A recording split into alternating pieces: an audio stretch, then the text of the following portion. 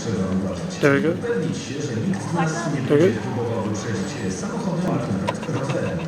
To jeden ze składników bezpiecznego poruszania się po mieście i poza miastem. Kolejna ważna sprawa, aby wszystkim było lepiej i bezpieczniej. I wystartował pierwszy bieg. Oh, so out of sync. What is going on? Third seat, fourth seat. Kanada i to piąty stan. Dwie pierwsze osady. Mety awansują. Yeah, I don't know what is up with her camera. It is going way out of focus.